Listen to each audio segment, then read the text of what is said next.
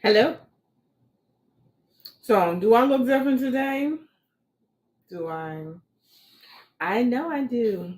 So, I always wanted to see what it felt like to have, well, not felt like, but looked like to have a septum piercing and a nose ring. So, these are not permanent. They are not permanent. They are, in fact, temporary clip-on things that I can just like take it right off and put it right back in quite easily. Boom. See how quick that was? And I would like to say without a mirror because I can barely see myself on here unless I'm looking up there because I'm looking at the computer and I dim the light on my computer so that the glare is not doing the thing up here in my glasses. In my glasses. But yes, hey, it's your girl Pammie. Welcome to the Locs Talk Live. Are we ready to have a conversation today? Today we're going to have fun. We're going to talk. We're going to laugh. So while we're waiting for more people to come in here, Vanessa, hello Vanessa. You cute sis with your septum piercing. Thank you. Not a piercing, but it's a clipping one. But it's um, Olea or Lele. Lele, I like Lele. Good evening. Good evening. Good evening. So here's the thing. We're going to talk about common mistakes that are made both by clients and by stylists today. So, if you have like one of those, I don't want to say horror stories, but one of those stories to tell, do share with us in the comments because we're going to talk about it. Because a lot of times, let me tell you, what is wrong with my English today? When I am on social media, whether it's TikTok, Instagram, YouTube, you name it, and I'm sitting and watching someone tell their horror stories of their experience with, as they like to say, be stylists, be out here wilding.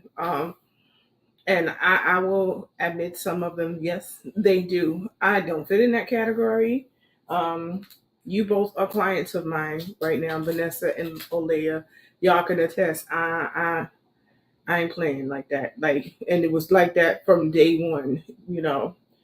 Vanessa and I have a history prior to her becoming a client, but Alea, you are brand new out the gate when you started with me, and communication was open and clear, was it not?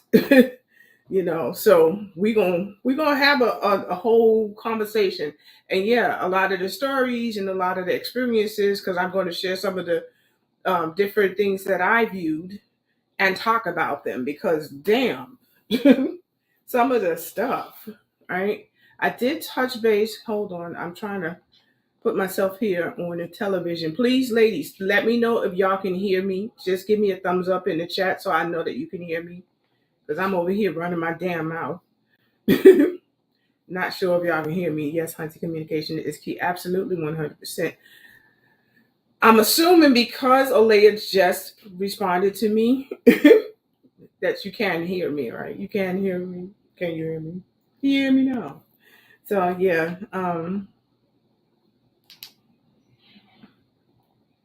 excellent communication. Thank you, ladies. I appreciate y'all. Why is this thing taking so long to load up on my television? You can hear? Excellent. Great, great, great, great, great.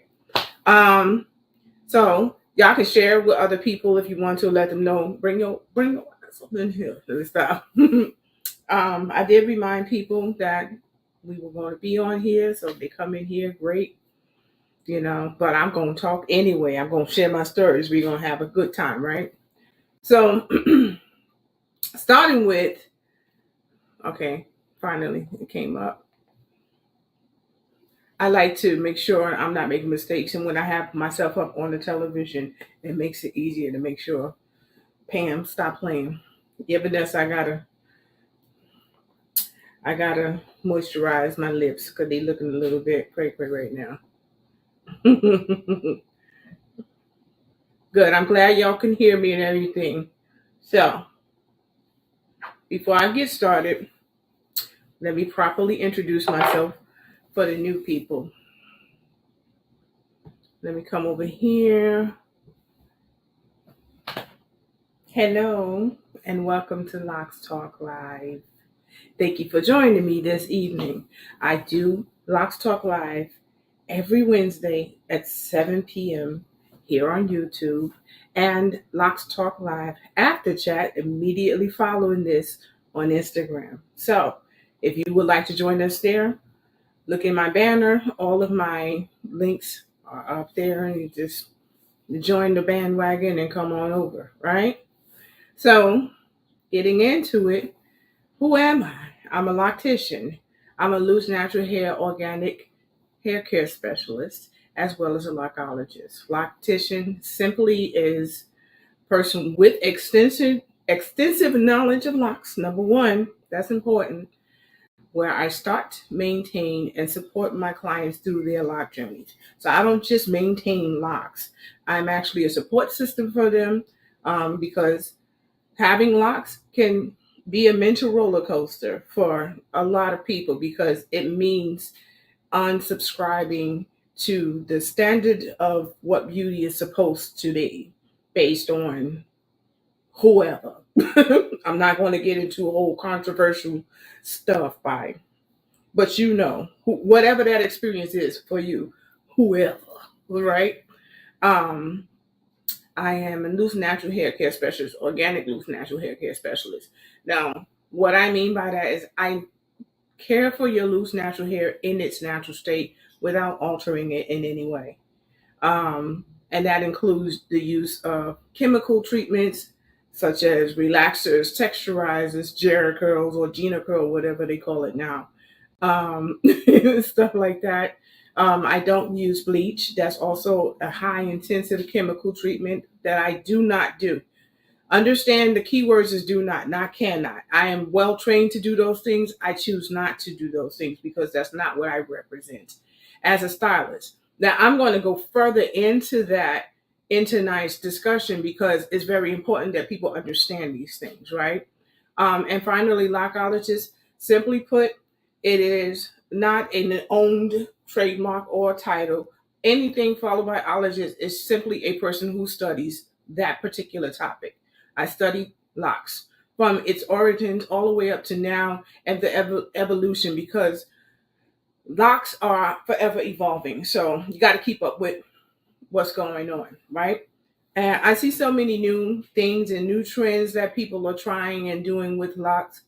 And my clients, they love sending me stuff. Pammie, what do you think? What you think it is? What you think of that? And it's not a matter of what I think of it. It's just I'm always looking at the long-term effects that something can have on your hair, right? So I see a few more people came in here. So I appreciate it if y'all would hit that thumbs up. It helps push content along so this education can reach a broader audience of people.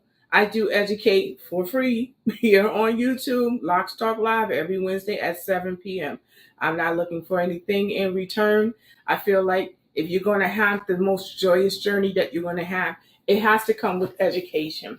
Now, I do provide basic 101 education, anything that you yourself can look up, but I take out the searching details for you. I don't go too far in depth with detail because legally I cannot do that because that's what beauty school is for. But for the most part, teaching people how to take care of their hair, how to read labels and make sure that they are not putting the wrong stuff in their hair, and most importantly, communicating the right things that's going to suit them and be the best for them in their particular journey, whether it's their natural hair care, locks, even just whatever. You want to make sure that you get the best care. And the only way you can do that is if you are fully knowledgeable of what's going on. Yes, you have the professional that's taking care of your hair, you have the loctician, you have the stylist, you have your braider and all of that, but without knowing what's happening and being a participant and having communication, your journey can go one way or the other. Am I right? So in the comments, if you have an experience that you would like to discuss and maybe ask well, how do you think I should have handled that situation, or things like that? Or how would you feel if I spoke to you and told you this? If you were the stylist, how would you have handled it? We can have this dialogue so we have a better understanding, because oftentimes when I was watching these videos, it was always someone who did not speak up for themselves at all.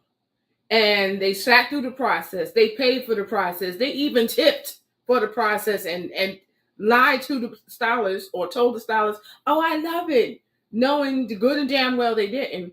And then they come outside and they sit in the car, and now they can whoosah, and then they mount the phone up and they turn it on and they log into either Instagram, TikTok, or YouTube to tell their horror story about what just happened with their hair.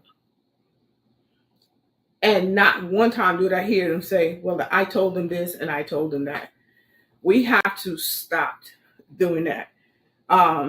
In the beginning, when I used to get really frustrated about it, I was going to comments, well, why didn't you say anything? I don't ask that anymore. I don't ask that anymore because it's not an experience they had with me. But if you were complaining about me, yeah, that's the first thing. Well, you didn't say nothing. You didn't say anything. And I'm a person who asks a lot of questions. If I sense, which I do, my clients can attest if you're in here, if I sense something is off, I'm going to ask, is everything okay? Are we good? Are you feeling comfortable? Is there something I need to do differently? If this is not what you like, we can fix it, and I don't charge people to fix something that they didn't like, right? And don't get it misconstrued thinking that you're going to try to get some free shit out of me because I said that. No, I'm talking about the situations where I just don't feel like, or I feel like a person was too hesitant in saying, mm-mm. I want you to feel good about what just transpired with your hair. There's no and then later you talking and have a whole conversation talking shit about me and never communicated that with me. Because here's how I strongly feel. We don't have a problem if you've spoken to everybody else but me. You have a problem. So this is why we're going to have this discussion today. Okay, we're going to go over here to the comments. Yes, Alea is one of my clients, and she's attesting. I'm constantly asking, are you okay? Because your comfort is extremely important to me.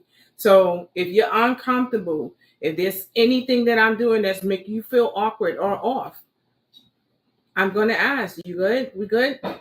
When you go to the restaurant and the waiter comes over to make sure everybody's good and food good, that's me went through the process. I'm not just, okay, well, sit down and let me do your hair and get out. I'm not that person. Hair care is a form of being a caregiver. So you have to make sure the person is comfortable. From when you sit in this chair and I examine your scalp before we even start washing your hair, I'm, talking. So how you been? How's things been since the last time we saw each other? I want to make sure you're in a good headspace. If you're not, I'm going to make sure you leave here in a better headspace. A lot of my clients can attest to that too. But make no mistake about it. Communication is a big thing. Okay. So, right. See, now Vanessa said, even the temperature of the water when I'm washing your hair, every time I turn the water on before, and I just put it on, is this temperature okay?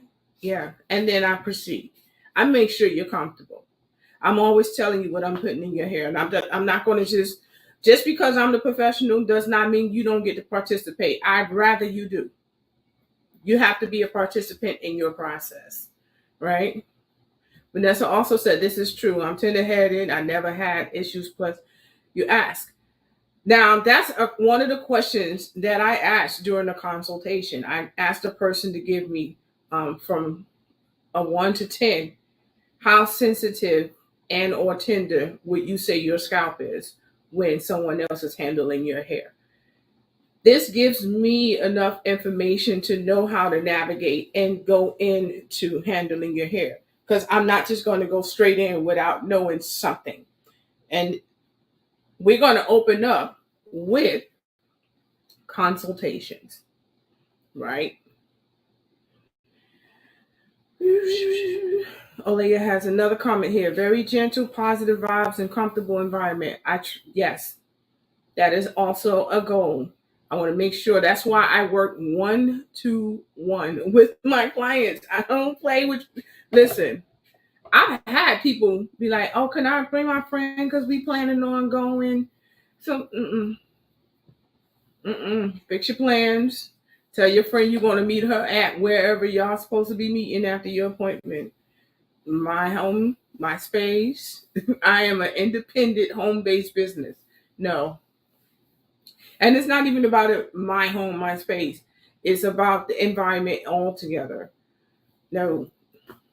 Meet your friend wherever y'all going afterwards, 1-to-1. The only time people bring somebody else with them is when I have a minor in my chair and their parent is there with them. Yeah. Right. So I'm drinking mushroom coffee. I went back to drinking mushroom coffee. We'll talk about that later on down the line because I have been reclaiming my health one step at a time. Okay, so let me take you off, Olaya. I just got you all on display, right? I did not delete my other stuff from last week, so give me a second because I don't want to accidentally put something up from last week and y'all be like, "What the hell is this?" Well, I thought we were talking about. Okay, so the first thing we're going to talk about is a common mistake. Both, again, the title says common mistakes that are made by clients and stylists, not just the client. I'm not putting this just on the client for not speaking up and whatever, because sometimes y'all just don't know what the hell to ask. So we're going to talk about it, right? We need to talk about those things. I'm just deleting all these banners. I had a lot of banners from last week because I was providing a lot of information. And sometimes, I want to make sure. Right? Okay, so the first thing, communication.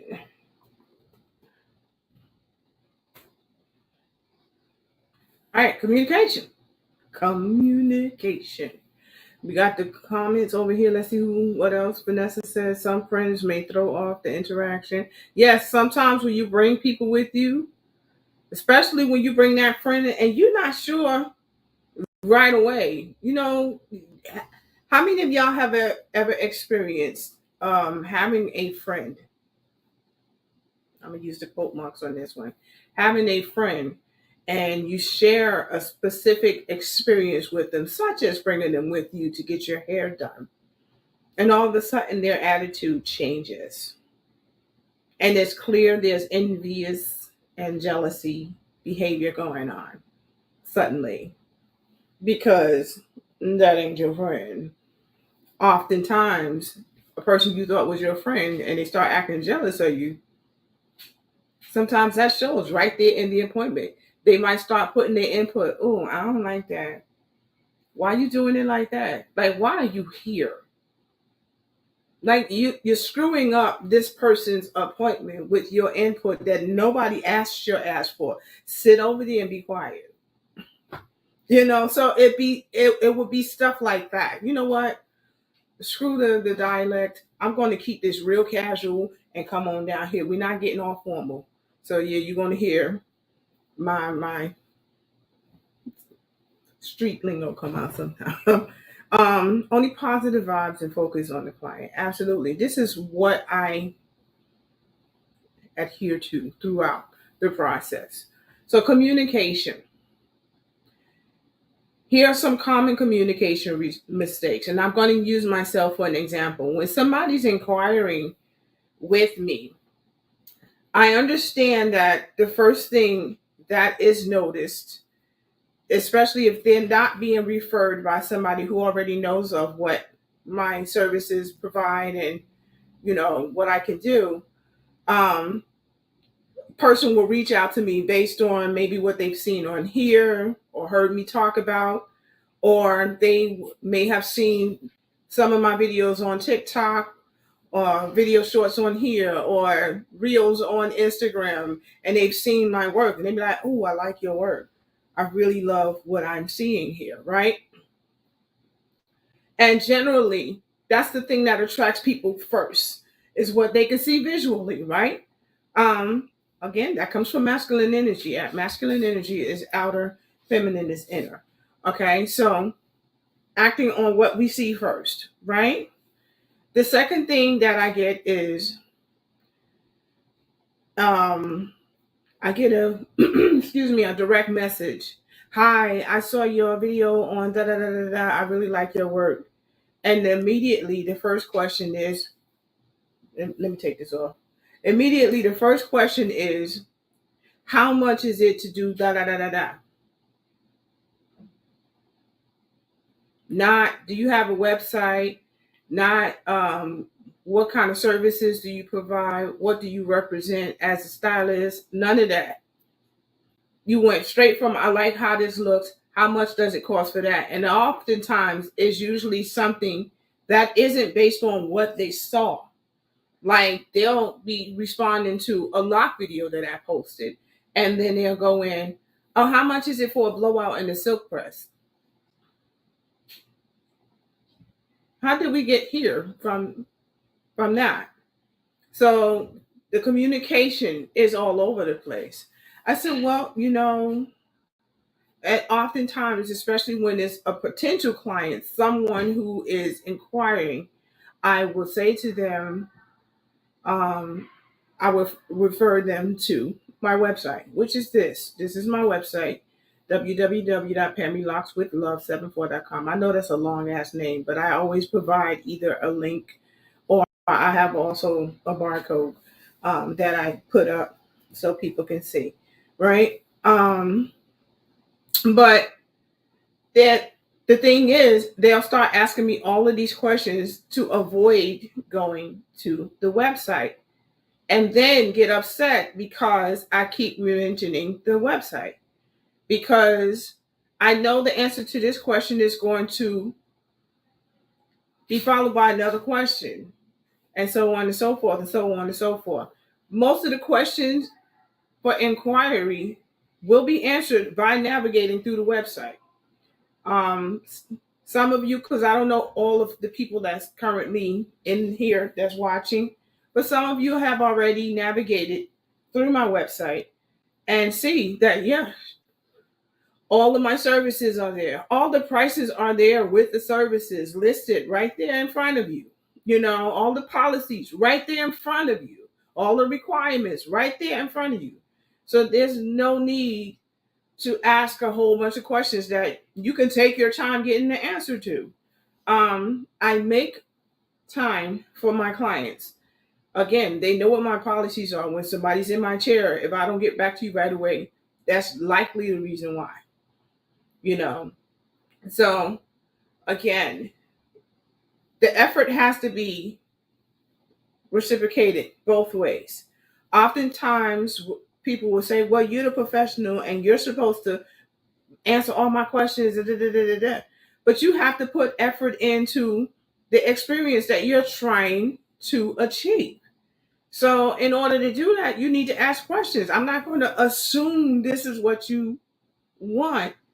The communication is very necessary for questions to be asked. So, again, initially, if a person reaches out to me, they'll be like, "Oh, hi, I was interested because I really like your work and stuff, and I thank you." And I will say, "Oh, thank you so much. I really appreciate that. What can I help you with?" Well, I keep my hair natural, but I like to get blowouts and stuff like that. And instead of asking, "Do you do that?" they go right to, "How much does it cost to get my hair washed, blown out, and silk pressed?"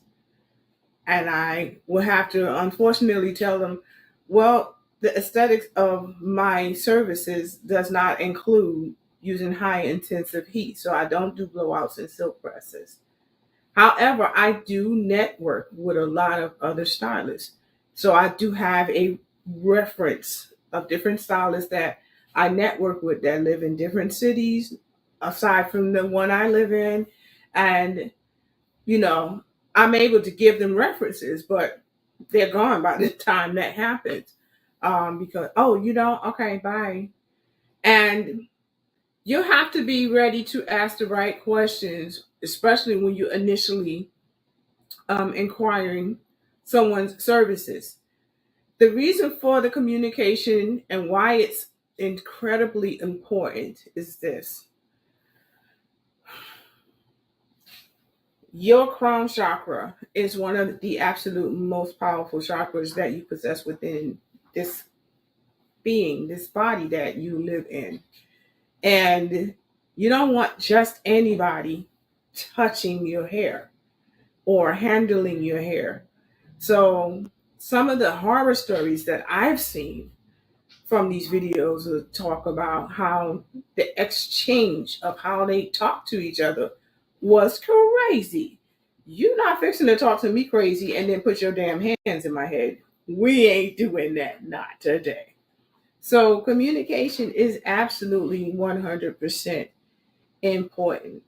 The way I initiate that is the person that says, "Oh, okay, that's great," when I give them my website, and they immediately, because my website always notifies me when somebody pops in there, so I know they went in like that.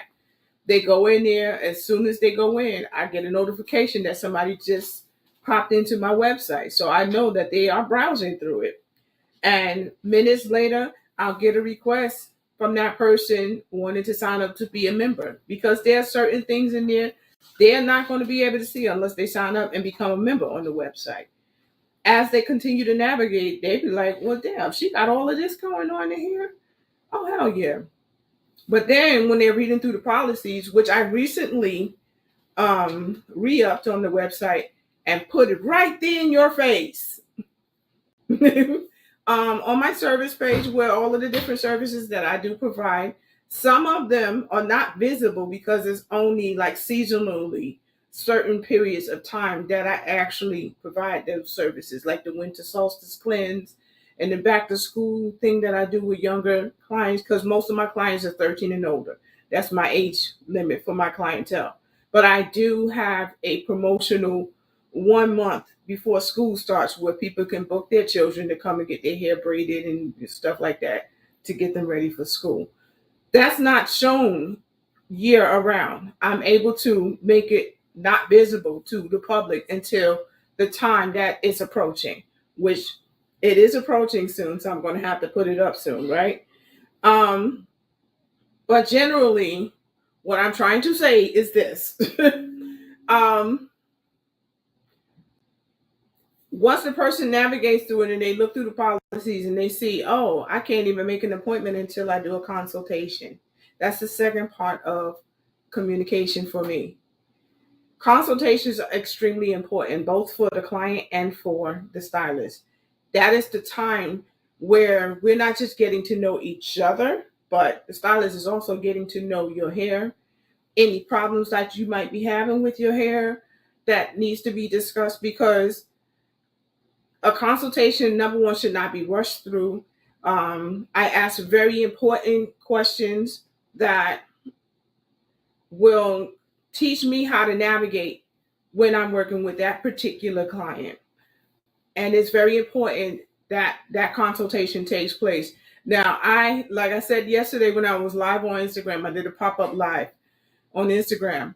I've had, and this is generally most of the time, this occurs with my lock clients, like clients that are already locked, but they want a new loctician, or they started their own locks and they be like, well, what the hell I need a consultation for? But they're still booking. And by the end of that consultation, they be like, shit, I did need this. I did need this consultation. I'm glad that I did this, because I wouldn't have known half the stuff I just learned about my own damn hair just from this one conversation. You'll learn a lot about yourself that you hadn't even known just from that one conversation. And the education does not stop after that. Every time you sit in my chair, we're having conversations about you and your journey.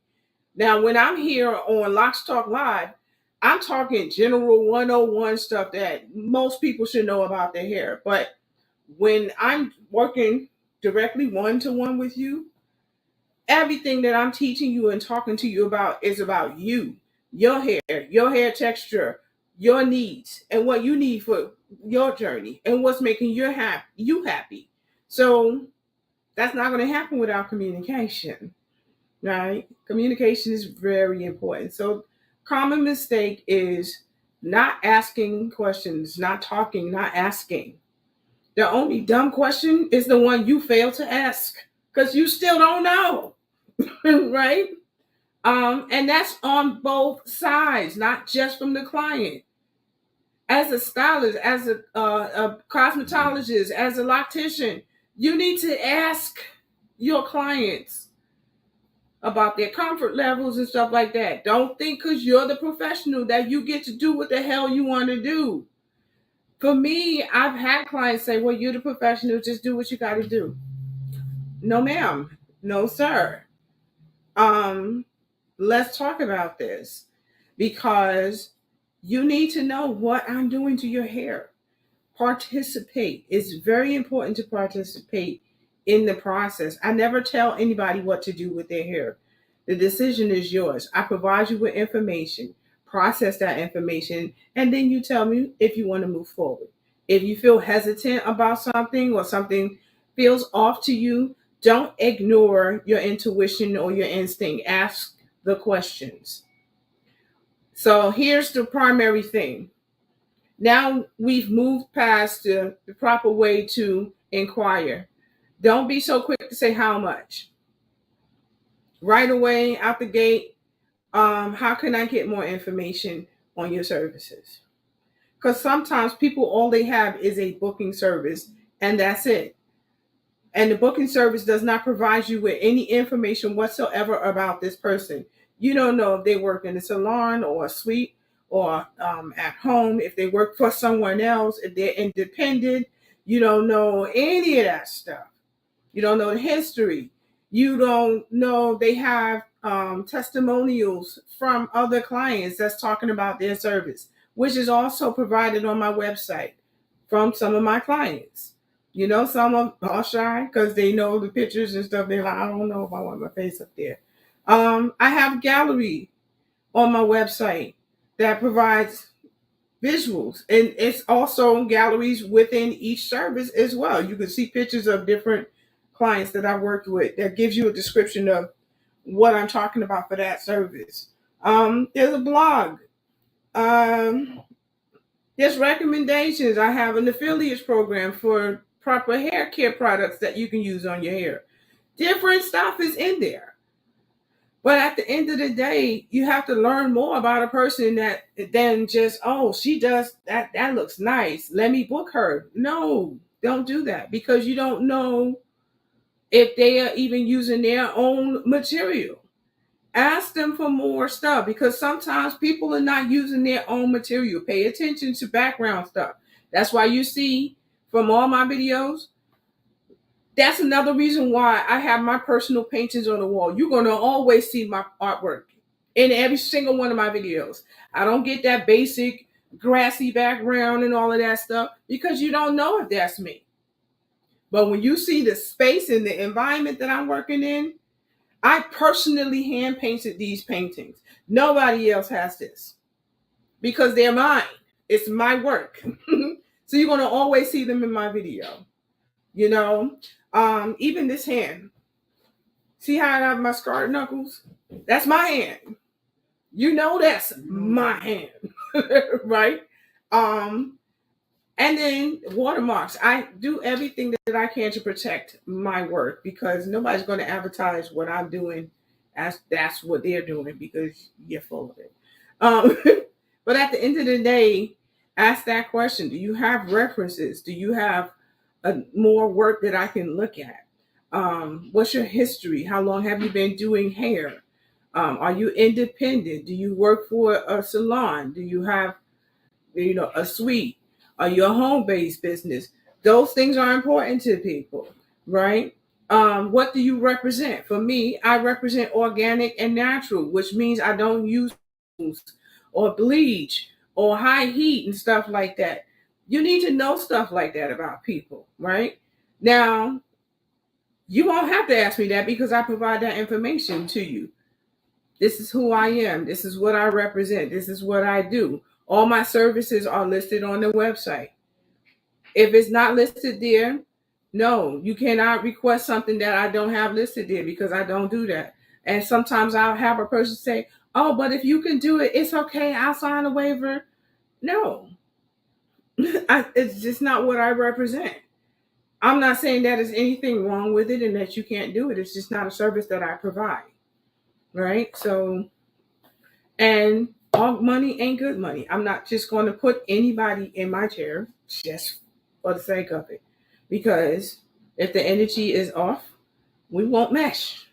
So that's why communication is extremely important. So let's share some stories in the chat. If you had an experience where you booked somebody and all of a sudden you got ghosted and mistreated, or they was talking to you sideways, or then they was charging you all these extra fees for the smallest mundane things. Like I've seen where people are charging extra for partying. You have to part hair to do the hair. Why are you charging for that? But people are paying for it. So again, I can't be in a headspace.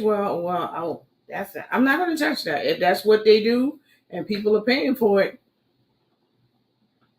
at the end of the day, if you're going to pay for it, you don't get you've given up your right to complain about it, right? I don't trust people for that. I think it's ridiculous. For me personally, I just ain't. No, I'm not doing that. Um, but there are things that I've seen people complain about in these videos. Like, for example, let's talk about time management. Time management.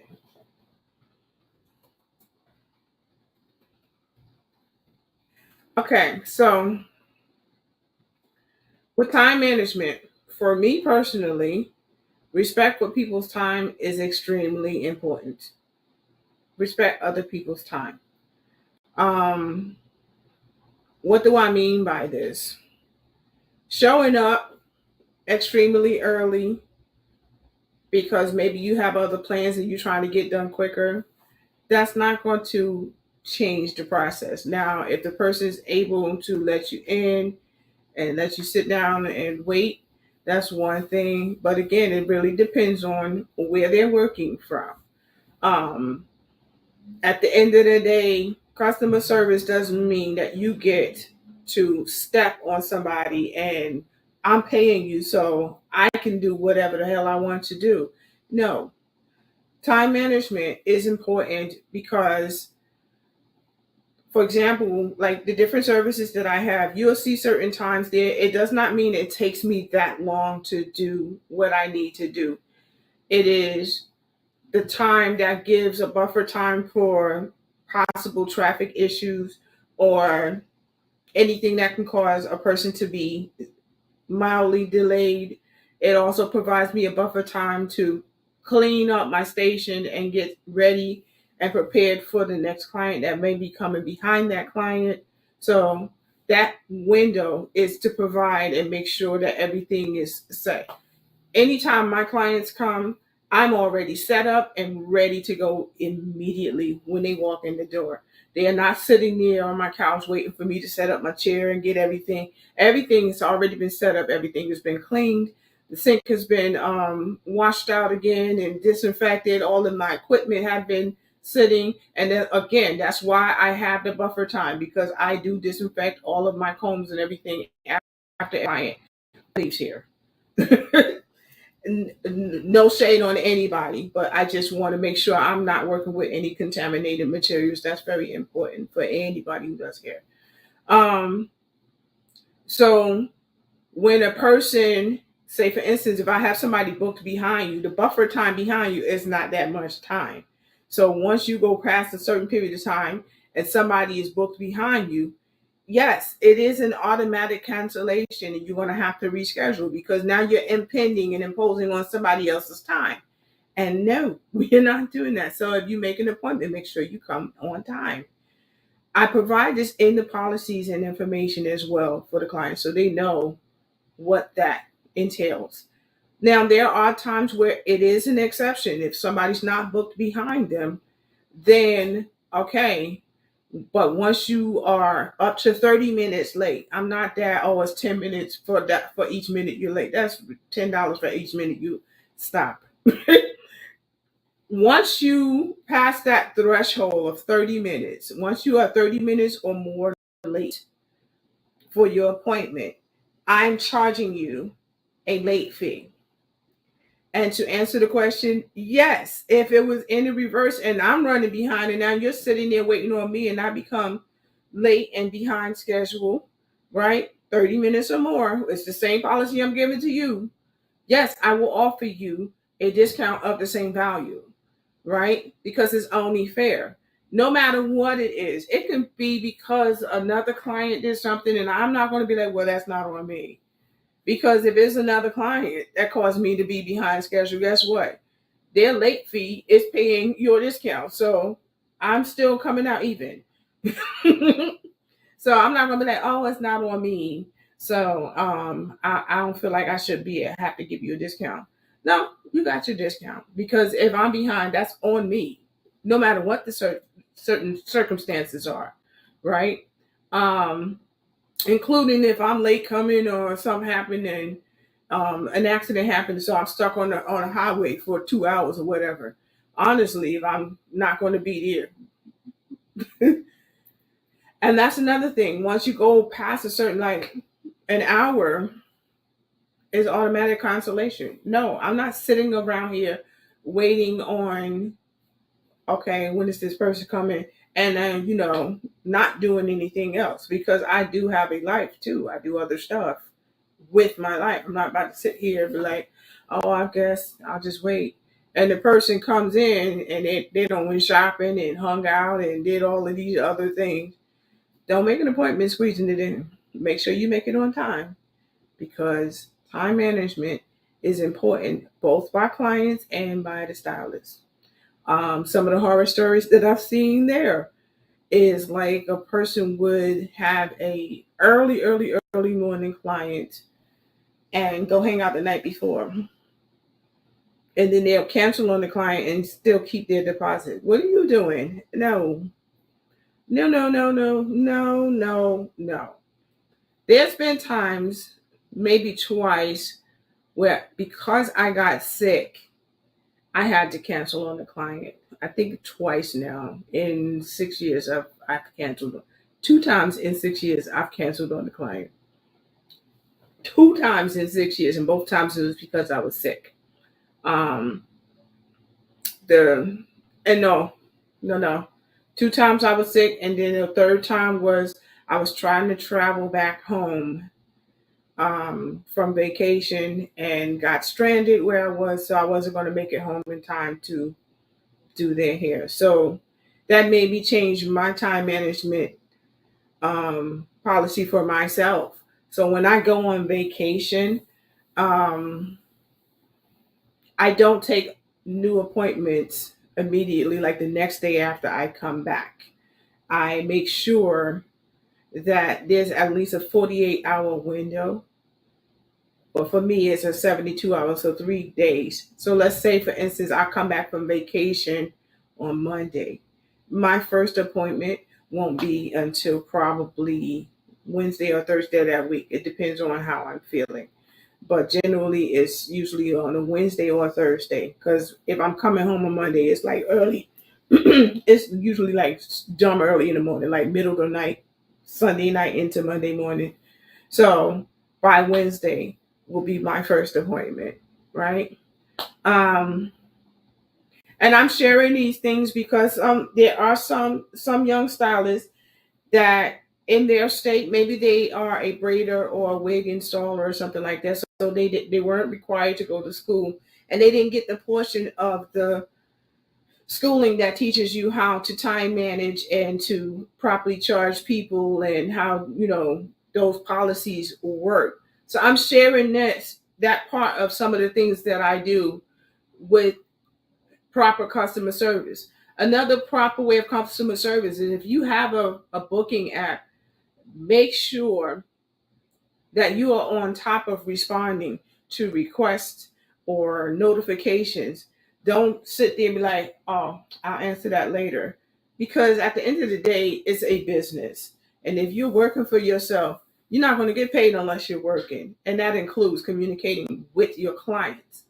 Now, again, when I'm communicating with somebody who's inquiring, the time that I was willing to give away for free, whereas a lot of time I'm investing in a person who's a potential client, went into designing and making my website to provide you with all the information that you're going to need and will answer all the questions that you need to have answered.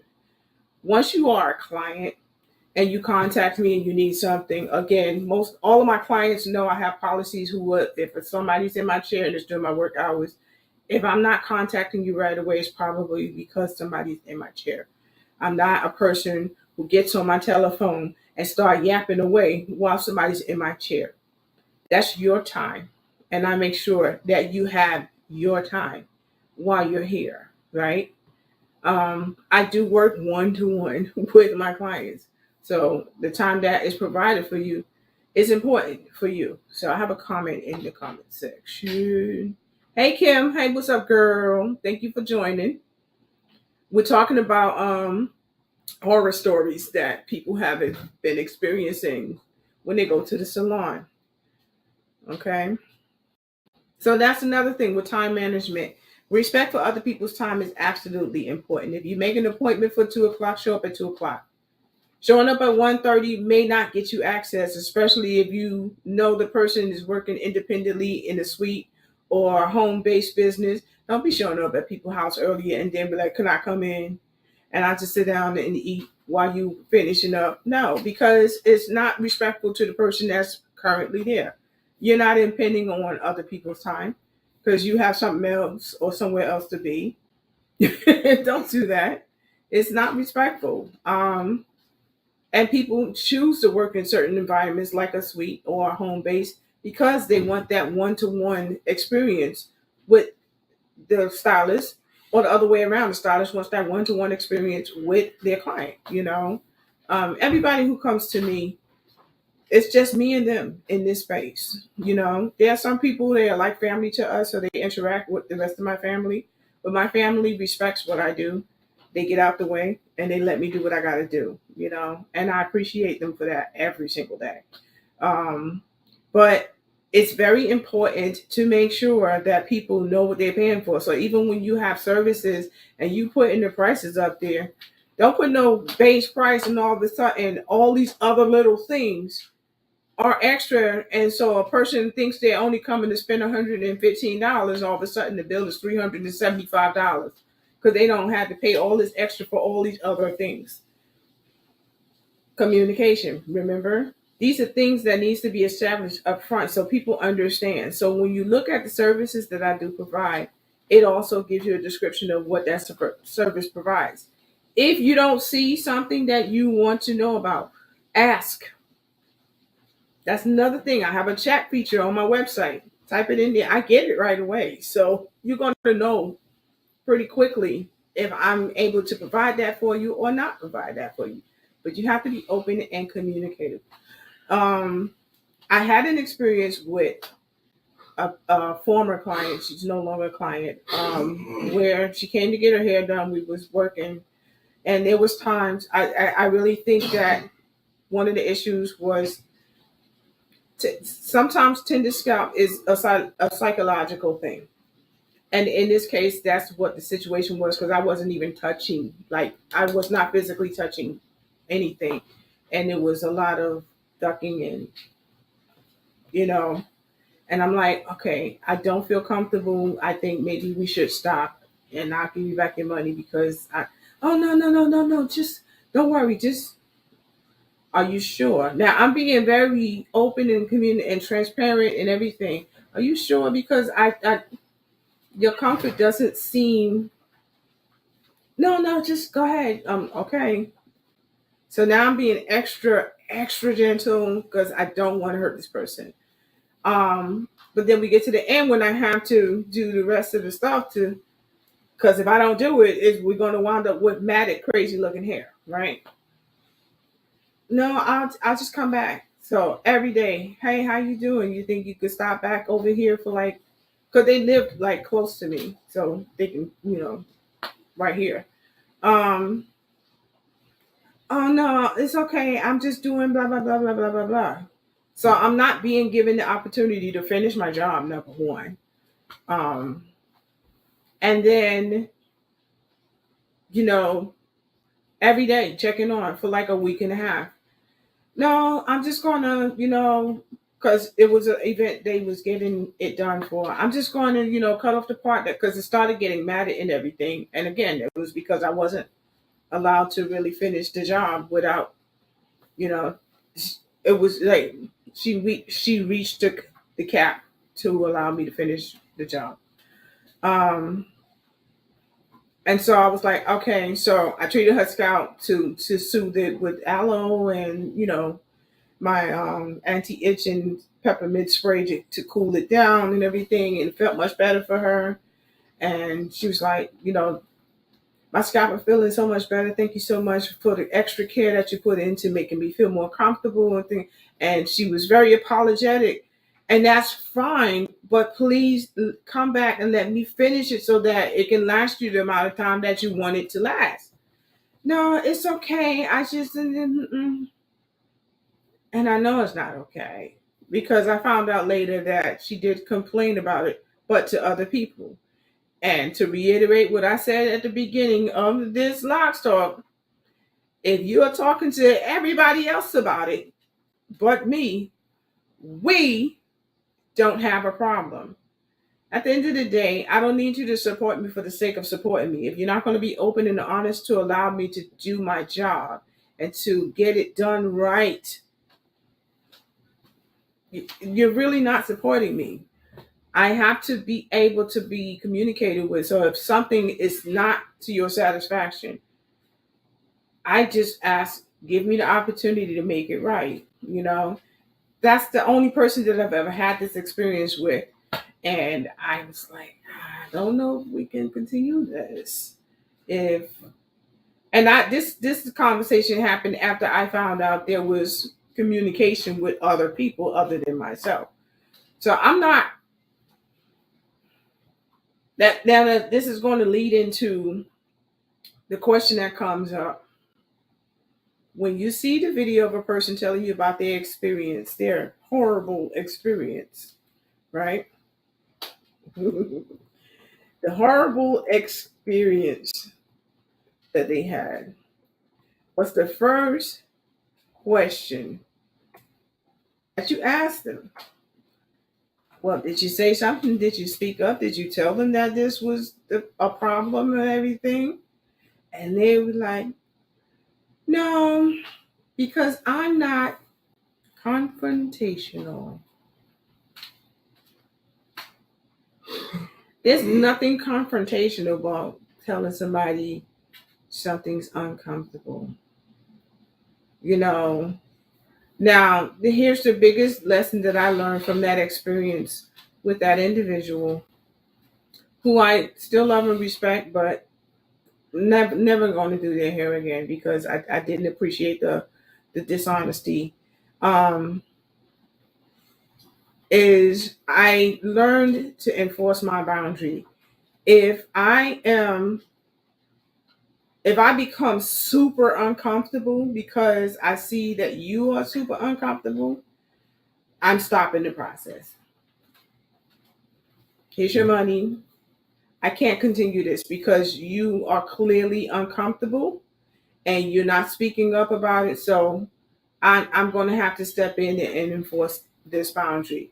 Now, I have had to do that once since then with another former client. Um, they have since come back because they realized why I did what I did. And they've been very open and communicative. since then. And I do appreciate that, because sometimes that's another mistake that's commonly made both by clients and by the stylist. The client, the mistake is they don't speak up. You have to speak up. And you can't let anybody gaslight you or convince you that whatever you're speaking up about is not actually happening. So if a person were to tell me this is hurting, even if I'm not physically touching them, I don't get to tell them that you're not feeling pain. No, I can't tell you, oh, I can say, well, I'm not touching you, but I'm sorry that you're feeling discomfort. Do you want to stop? That's my response, right? Because it's very important in that level of conversation. If it is something that's psychological, you don't want to traumatize them even further by saying, well, I ain't even touching you. Let me just finish this. No, if they're uncomfortable, I'm sorry you're feeling discomfort. Do you want me to continue? Now, if they continue to do all of the squirming and stuff, even when I'm not touching them, now here's the mistake that stylists make. They don't want to stop. And in a lot of cases, they don't want to stop because they don't want to lose that commission. They don't want to lose that money. I get it. But at the end of the day, to maintain my comfort, my dignity, and yours, if this is too much for you, here, take your money. I don't want to. This is not my business. This is not what I represent. I'm not here to make you feel that damn uncomfortable that you, oh, but beauty is pain. Not here, it's not, because I'm uncomfortable causing you pain. I'm not going to sit here and inflict pain on you. No. You know? And people say, oh, it's supposed to hurt. No, it's not. Who told you that? Who told you that? I have a comment over here. Alea. I've invited you into my space. We are well past confrontational. It's personal. Exactly. Girl. She said it's personal. At the end of the day, when it's something, when you're uncomfortable, you're not being confrontational by telling me that you're uncomfortable. You're not being confrontational by telling me, oh, I thought it was going to look different. I don't really like how that's looking. That's not confrontational. That is you being honest about your shit. Like, I'm not fixing to walk out looking crazy. And I know this is not what I wanted on my head.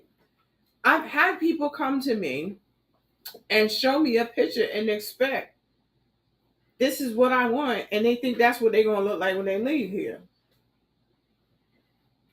Especially my lot clients. Like some lot clients who had done zero. And this was in the beginning. This is not now, because since then, like I said, I have evolved and added stuff to my services, such as the required consultation and so on. But in the past, I've had people that came that wanted to start their lock journey and expected their locks to look like this on day one. The only time that's possible is if you get instant locks, primarily with lock extensions. That's the only time you're going to have this on your head in one sitting. But if you get started locks, you're not getting out the chair with mature locks on your head. So again, the consultation is there to provide you with all of that information so you are not walking in blindly. Consultations is really to provide you a roadmap, a well-lit room. Okay, over here. You know, when you're standing by the elevator bank and you see the star on the wall and say you are here, that's what your consultation is. You are here, and now you get to see everything that you're going to experience around you. Consultation is very important, very important. So, as I'm speaking, post any questions you might have about an experience, about how you might have wanted something to go differently. Like if you had a bad experience, would you have wanted to to go differently? What could I have said differently, or what could I have asked to make it more positive? Because I'm getting ready to go into the story that I talked about when I was on Instagram yesterday. I saw this video, and it was a 3-part video. And this young lady is a person who I would consider to be a model client. She communicated every step of the way throughout her process. So she made an appointment with, she's one of those people who really are trying to step up and really want to be supportive to small Black businesses, right?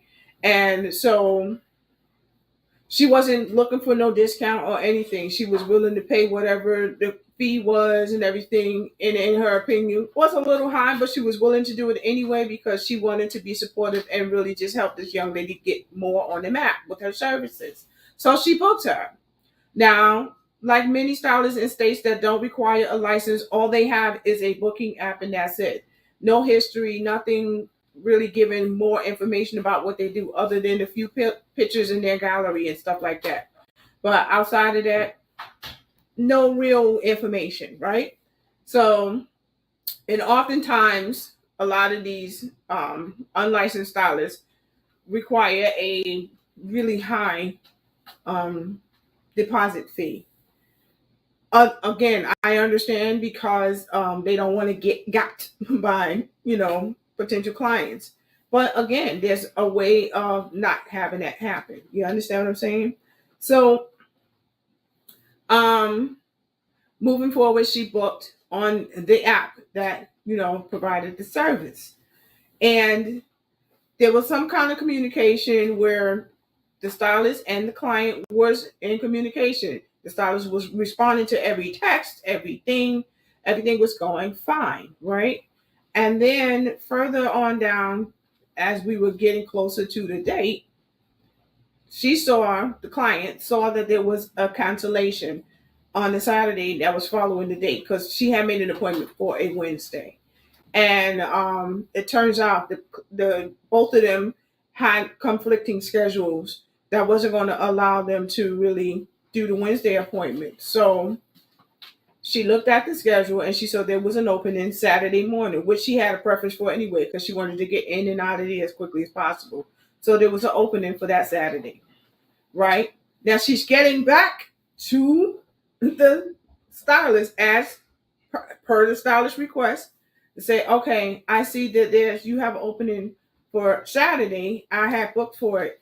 Could I get a confirmation just to be sure that we are on the same page? Again, very open and communicative. I love that. So she got no response. She let some time pass.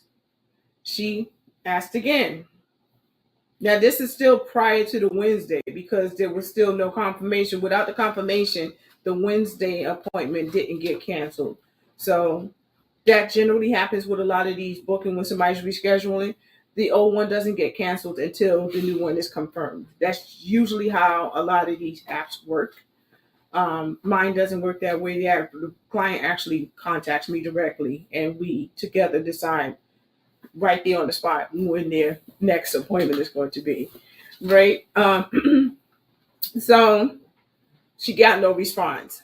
More time goes by, no response. Now we on the night before. This is Tuesday.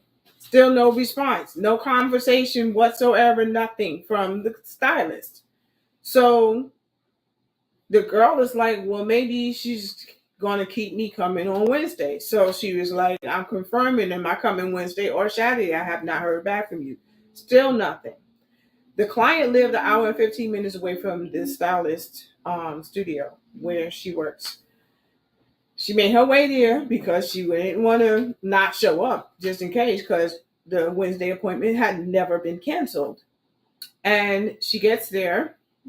First of all, she's not able to find the suite because the stylist had nothing on her door whatsoever representing that was her suite. It was just a plain glass door.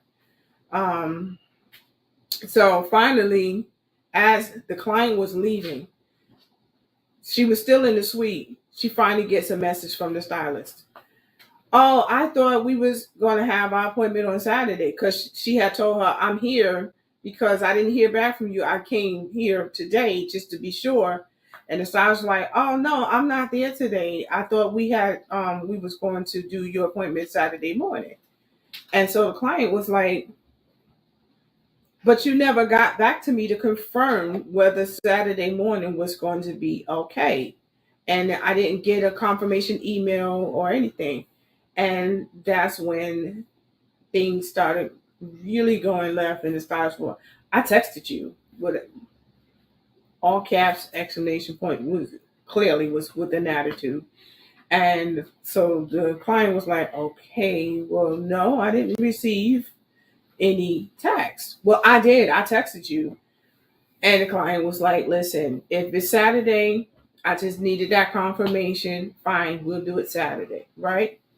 Um, then she had brought to her attention, she said, oh, by the way, while I was here, I had a very hard time finding your suite. I still haven't found it. Could you tell me how to get to it? And again, all caps, exclamation, the front door.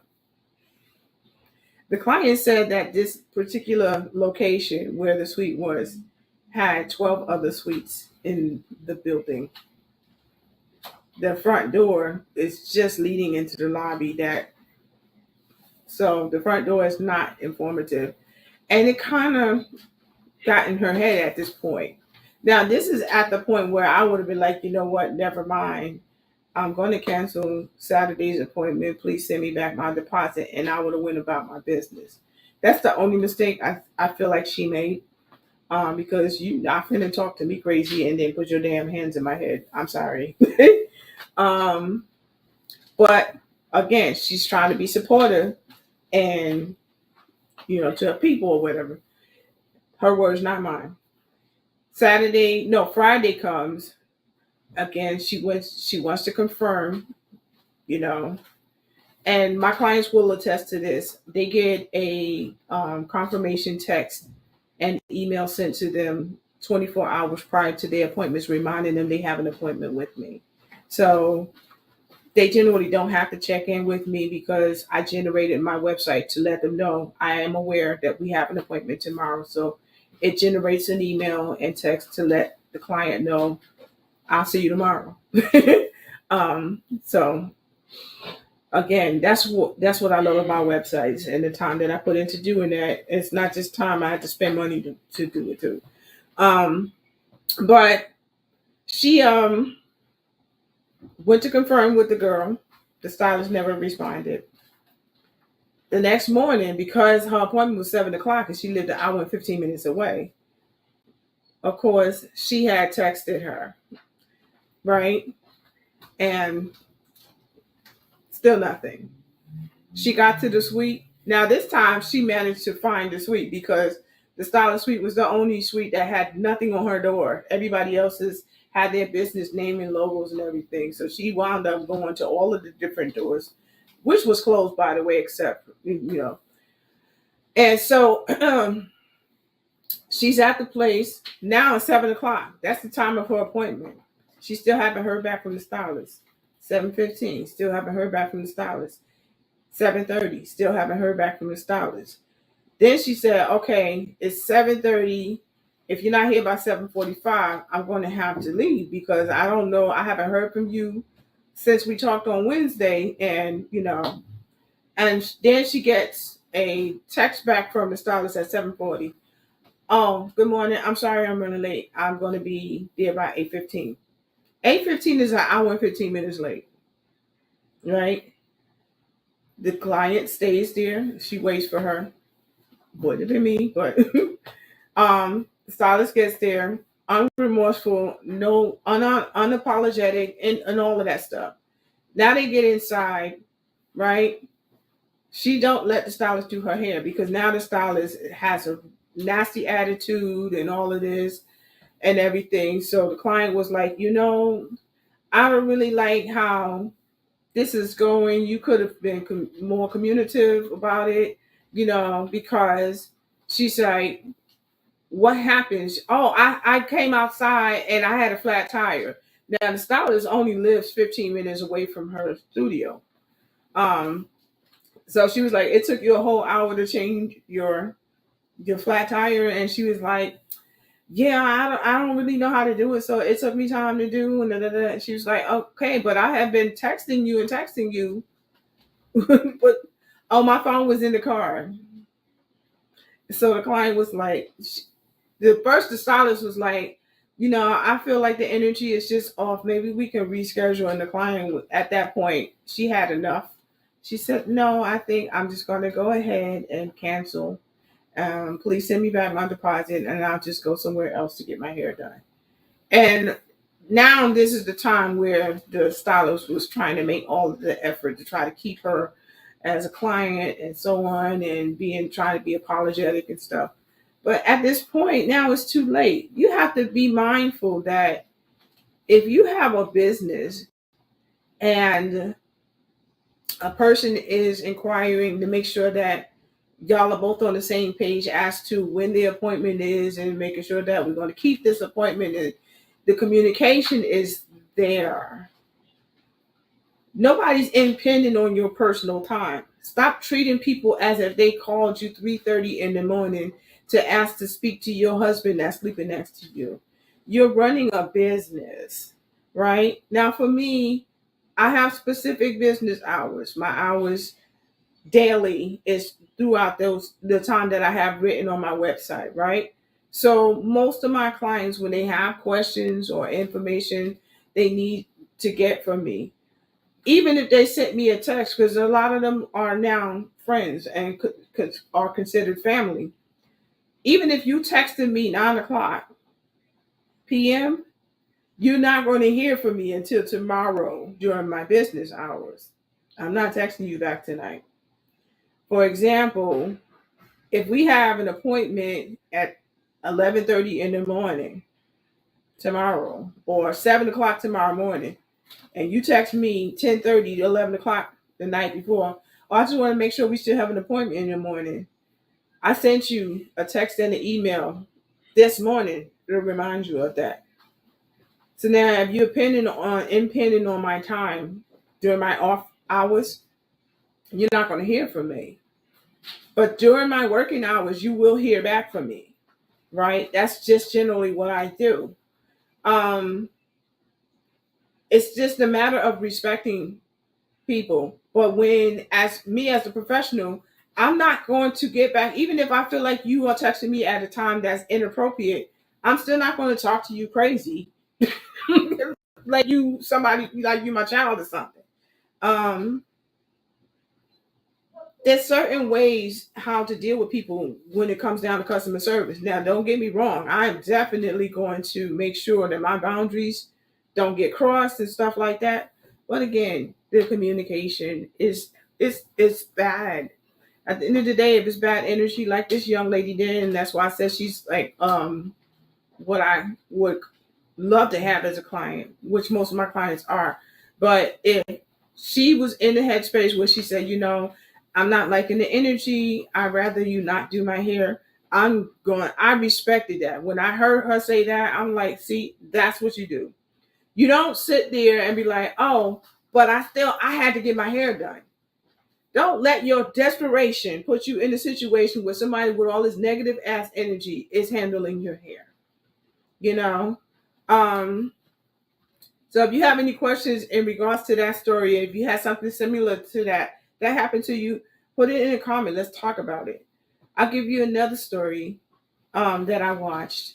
It was, again, there's a lot of stylists who don't have licenses, and they're not required to have licenses. Let's get that all out the way. When you're talking about wig installations, weaves, braids, locks, most states do not require you to have a license to do that. So if they have an app where you can book, but they don't know nothing about you, they don't know how long your hair is, they don't know how much hair you got on your head and all of that stuff, because there was no kind of consultation whatsoever. You don't know nothing about this client. The client don't know nothing about you. They just sent you their money and booked your time to do their hair. So you're going blindly both ways. This is a mistake that's made both by the client and by the stylist. You don't know nothing about your client don't know nothing about you. Not a good thing. Now, going into the story of the next video that I watched, where the stylist pretended like she was the house cleaner, somebody that was just there cleaning the house, and lied to the client to tell her, oh, that person is not here. And the reason for it is because when she saw the client had a head full of hair. She wanted to have knotless braids in her hair, but she happened to be a client that had really long, beautiful hair. A lot of people think you're supposed to have some little short hair when you get braids. Like, you can't have a full head of hair and still get braids. After the client left, oh, okay. Then we realized that the lady who was pretending she was the cleaning lady was actually the damn stylist. Oh, I didn't know she had all that damn head on. I ain't doing all of that. Really? And then on top of that, there was an attachment from the client that tagged and said this person kept her deposit. What you doing? No, you refused to do this person here because it was too much work. This is why consultations is very important, because if you're biting off more than you can chew, you need to establish that in front. Don't be taking nobody money and then have an attitude because now you have to actually work for your money. That ain't cool. And don't give away your money unless the person that you're going to knows what they're working with. Right? So we got some comments over here. Oh, Lisa, you were sleeping. Get up, girl. Get up. But yeah. So one of the questions that I asked, and I'll share this question. One of the questions that I asked during my consultation is, what was your experience like with your last stylist? And what are you expecting from your experience now that will be different? Right? Sometimes a person may be looking for a new stylist because they moved out of the state and they just have to find somebody where they are currently living. So they may not be looking for something that's different. They want something as similar or close as possible to what they had before. I have 3 clients where that definitely is what it is. And guess what? Their former stylist locticians are part of my network. So when I have somebody reach out to me online and they be like, oh, what state are you in? And they find out I'm not in their state, I have a network of locticians and stylists that I work together with. I'm not in that state, but I do have somebody great that I can recommend to you. And I send business their way, right? But part of that also is I was able to communicate with them to make sure that our client, because I still refer to it as our, because if this client goes back to that state, they can still, I make sure our client still has the same or as close and similar as possible the experience that they shared with that particular stylist. That's important because, again, this is about your journey and your comfort for yourself. But 90% of the people that I do have, they had bad experiences with past stylists and they said, this is what I would like to have differently. And I make sure I provide that for them, as long as not something that's taking me out of character. One thing I will not do is sacrifice who I am to accommodate what you need. Get somebody else to do it. If there's any questions, please put them in the comments in regards to these things. Now, we're going to talk about natural hair, because we're not going to just talk about locks. I have shared this experience with people numerous times on these Lock Talk Live when I used to go get my hair roller set. When I used to get the roller set, the best salons that I went to that did that for me was when I went to the Dominican salons. Now, I've heard people post horrific videos about what happened to their hair when they went to the Dominican salons. First and foremost, I'm not here to judge or to put down Dominican salons. They have their standards and the ways that they do hair, and you don't have to adhere to everything they do. I certainly didn't. Um, but the roller sets were always fantastic and so beautifully done.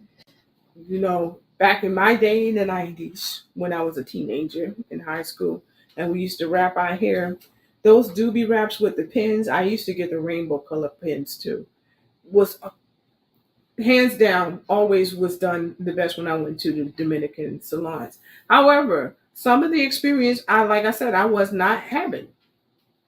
I don't want whatever that conditioner that you put in that little small plastic container in the back room. I don't want that in my hair.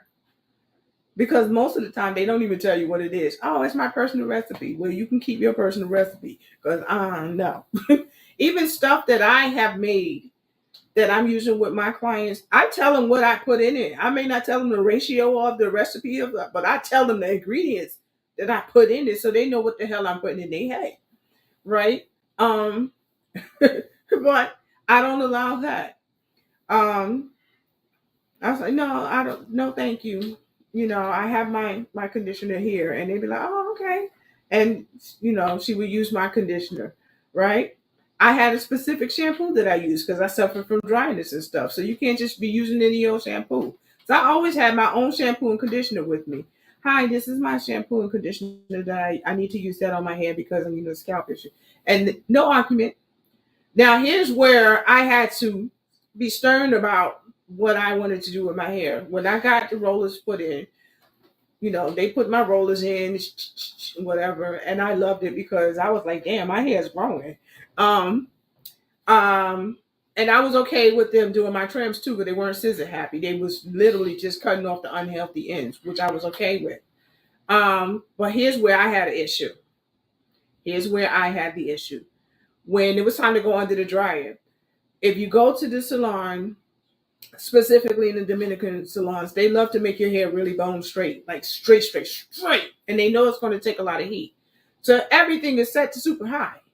I'm like, please turn this. I know it's going to be high because she put the little plastic earmuffs on me. I was like, I don't need those. Oh, no, but it gets hot. I said, no, we want to turn that down. Oh, but you're going to have to sit longer. That's fine. I don't mind. I have nothing but time. I made the time to sit here. If I have to sit here longer, I'll sit here longer. So I'll sit there, right? And then I'll come out from under the drying. When it was done drying, even if she wasn't ready for me to come back to her chair, when it turned off, I went, because they sometimes turn it back on just so have something to do. I was like, no, I'll be okay. Even if I need to go down the street to the store while you still finishing up with whoever's in your chair, that's fine. So then I sit in the chair. She'll take my rollers out, and I'm talking about now the setting lotion. I don't know if y'all remember Lotta Body. I don't know if they even still make stuff because I haven't really seen it a lot on the shelves. But Lotta Body was the setting lotion that she used when she would do my roller set, right? So yes, when I say I had the body, I used to get the compliment, and this is actually a compliment. If somebody say, "Oh, your hair look like a wig," baby, say thank you. Do you see how perfect wigs look? So if they telling you your hair, the way it's styled and curled with the body in it looks like a wig, say thank you. It's a compliment. They're not trying to dish you, baby. So then she'd take them out, and then she was ready to get the dryer and the roller brush. I said, no, no, no, no. No, but you want it straight, right? No, baby, I want my shit. I like my body. Just wrap it, and then I take out my pins. He go, and she would like, okay, but she would hook it up. But that came with the communication. Now I could have been the asshole about it, like, no, bitch, turn this shit down. What are you doing? I don't need to be that person. The fact that she complied with everything without any argument, because I went to the same person for years. Even the day I got married, I went to a Dominican salon to get my hair roller set right? And the lady did exactly what I wanted her to do. I told her to tease the back a little bit and put a French roll and just separate my curls in the front. Don't do anything else with it. Let the heat from outside or whatever, let my curls fall the way they're going to fall. I was very simplistic and natural with how I looked on my wedding day. Had little to no makeup on. But the fact that the communication there was phenomenal made me continue to go back. Now, I've seen experiences where a person didn't speak up. They let the person put the high heat in their hair. They let the person do the blow drying after. And yeah, her shit was just, And I saw the video. I don't know if y'all seen it before, where she was really saying after months and months of um, not going, relaxing. And then she finally went and got her hair done. And all of that heat literally charred, as in burned her hair off. You didn't know it right away until she went to wash it. That's why I don't use high heat. Heat damage is crazy. And a lot of people don't realize how horrible it can be until it's too late. So that's why I don't use high heat. I have had experiences where I've gone to a salon where I didn't know better and didn't speak up. It was a time where in the front, a big chunk of my hair got singed off with the curlers. And that was back when we didn't have them. They had the clackers. We called them clackers. Where you put them in the little heat thing and they do that thing, and then you have to put it on the tissue to kind of cool it down, and then yeah. But here's the mistake. It happened because it was a student fresh out of school working in this salon, and she had sprayed my hair with something, and whatever reaction that spray had to the curlers, that's what caused my hair to burn off. And I was pissed off, and I wound up having to involuntarily get a haircut because it was literally right here. And I wound up getting a haircut. Now, don't get me wrong, the salon owner got the best girl in the salon to do my haircut, and my shit was fire. So I wasn't completely dissatisfied with the experience, but I was pissed off because I didn't go in there with the intention to cut my hair. Communication. Speak up. And like I said, you can be friendly about it and be like, girl, no, I don't want to do that. That's okay. This is good. But don't let people tell you nothing. I'm going to end this with the final story. This was a Judge Judy case. And there was a lady who went in to get faux locks. FAUS is faux locks, not fox locks. Faux locks. She went to get a set of faux locks installed in her hair. Now the stylist, clearly knew what she was doing. But the person who got the faux locks, very tender-headed, did not speak these things. And this is where the problem came in, because there was actually a consultation and there was open communication. And the client was like, yeah, she did ask me that, but then she told me there's times that, people can be uncomfortable. So I just took it at that and I went home. You took it at what? She ended up losing the case because at the end of the day, a lot of information was communicated to her. She ignored it and continued anyway. And then said, oh, she wanted her money back. And she also was seeking money for getting her hair redone by somebody else. No. You had every opportunity to speak up and say, this is too tight. I've had a client, and I wish she was in here. Let me just make sure, because I see a comment here. No, she's not in here. But many of you have seen her come in here before. Distractible Me. Now, before I started her lock journey, I used to do faux locks in her hair all the time for years before we started her lock journey. And that was because I was doing protective styles in her hair and growing her hair out some before we started her locks. And one of the times that we did an installation was with a brand of locks that I had not used before on her hair. and she had an allergic reaction. Like her scalp and her skin was not feeling that shit, and she contacted me immediately and said, I don't know what's going on, Pammie, but my scalp feels very irritated and stuff. I don't know if it's this hair or what it is. And I told her, come back to me immediately. We're taking it out. And she was like, oh, but I don't have money to get it redone. I said, I didn't say that you had to pay me to redo it. It's the hair. Something's wrong with the hair. So the reason why we had the different hair to begin with was because the hair that we was using for her past styles wasn't available at the time, and so we tried something different. It didn't work out, so I uninstalled it. I gave her a scalp treatment and told her we need to let your scalp heal for a few days, and then come back to me so I can reinstall it with the hair that we usually use. And she was like, but I don't have the money. No. I reinstalled her hair with the hair that we usually use.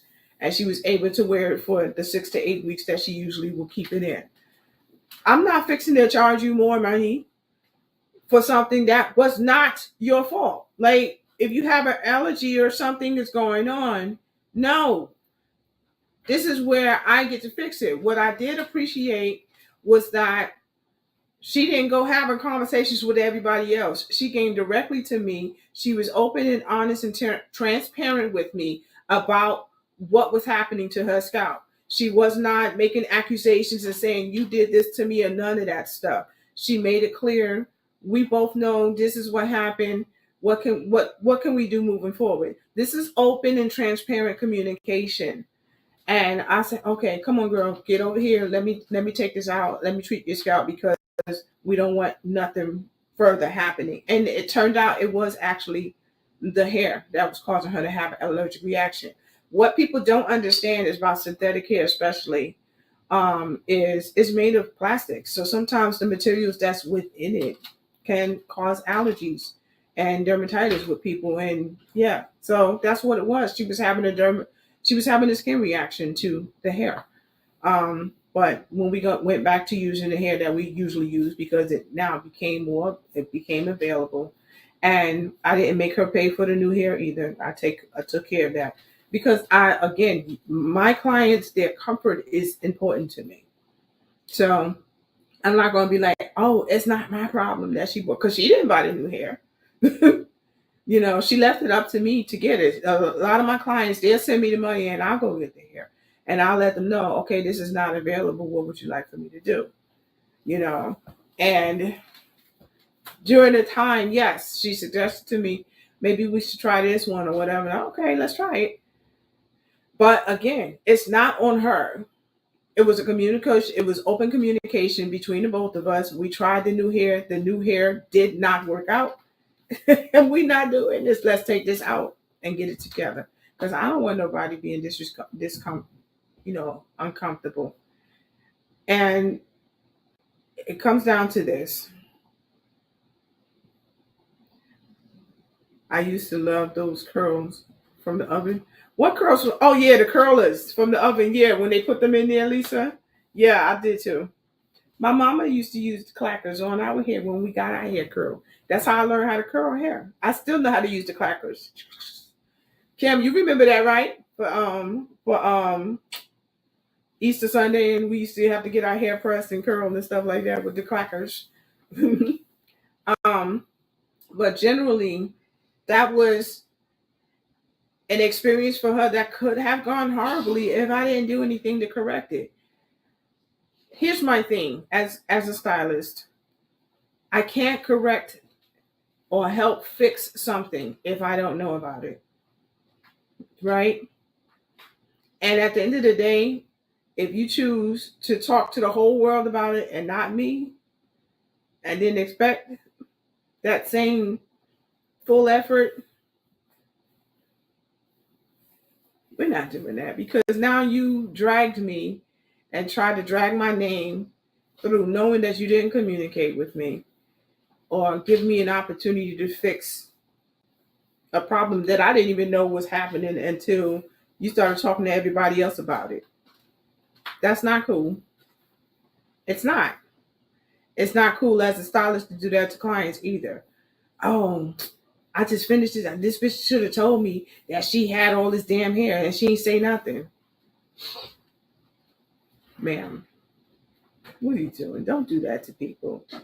Um, I've seen experiences also like with natural hair. Everybody does not have experience with natural hair, and it shows. Don't mistreat people because you have a hard time handling something that you're not used to handling. Again, proper communication. Be open, ask the right questions. I'm going to put down in the description the Locs Talk Live where we talked about be your own advocate. It's a list of questions that I provided for you to ask your potential stylist, braider, loctician, whomever is going to be handling your hair, to make sure that you are met with the utmost level of comfort entering into that relationship with that person. Um, I'm going to leave it open if anybody has any additional questions because I am about to close this. Um, it's very important to be sure that you are certain of the service that's going to be provided to you. So, again, I'm going to put down in the descriptions below the questions because everybody does not require a consultation. All of my consultations are done in a questionnaire virtually, and we have a face-to-face conversation online because I have a Zoom account. And the reason for that is the Zoom consultation became something for me during the pandemic. This happened because protocol had to be followed. I could not do my clients' hair during the pandemic, and a lot of them had just started their lock journeys and had no idea what to do. It was a very trying and difficult time. And at the time, I didn't have that many lock clients. I think I had maybe 10. And like I said, of those 10, about 7 of them were like still in the starter phases of their lock journey. They were like still they were budding and stuff like that, but they were still worried about keeping up their hair. And it hurt my heart that I could not provide them with services to keep up their lock journeys. And I didn't want them to give up. So what I did was I got a membership on Zoom and started educating them full on how to take care of their locks, including how to do their own retwist if it came down to it. Now, some people was like, "Oh, aren't you afraid you might lose your clients because you're teaching them how to do their own retwist?" No. And if I do, that's okay too. But it was important to me that they didn't give up on their lock journeys. So I got on the Zoom and I let them know. I said, if you have any questions, if you need me to show you how to do this, just let's get on the Zoom call and I will demonstrate it to you and show you how to do your own hair until you can come back here.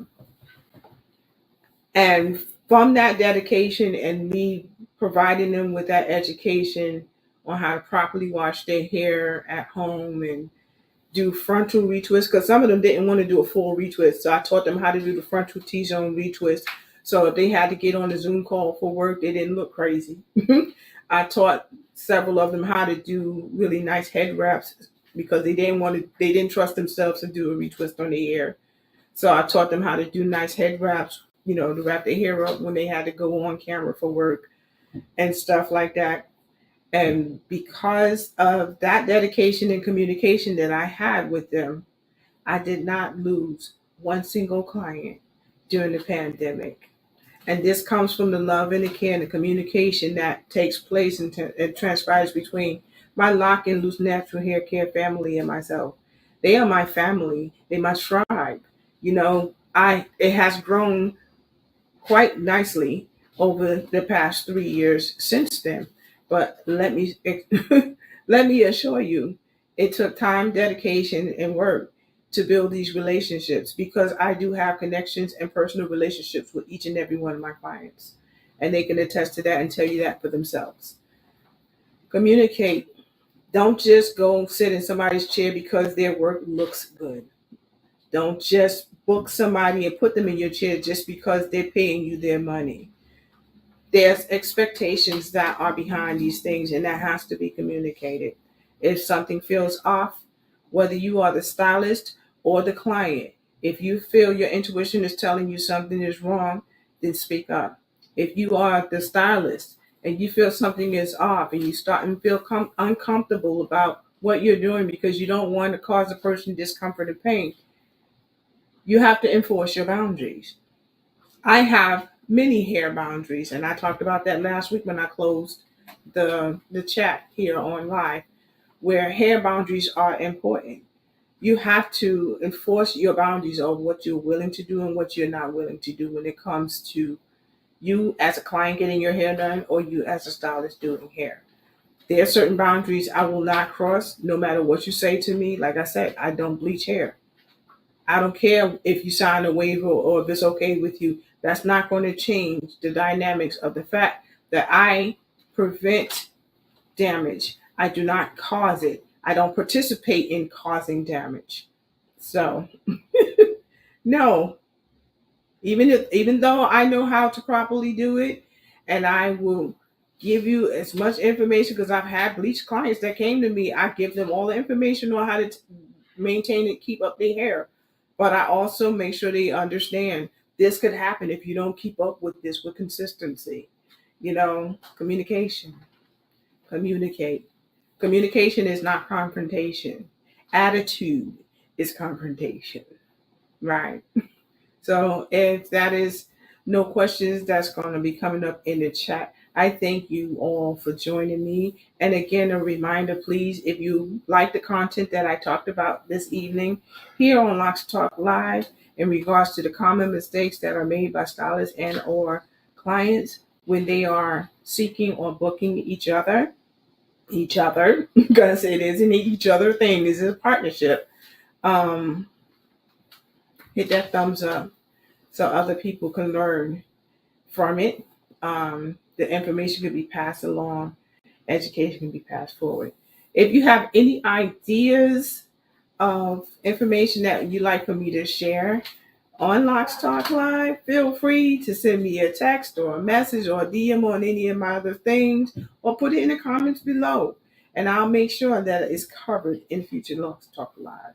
So I'm going to get myself prepared to move over to Instagram. If you want to follow me over there, feel free. We're going to have Locs Talk Live after chat. Thank you again for joining me tonight on Locs Talk Live. It's your girl, Pammie. I'll see you next week. Bye.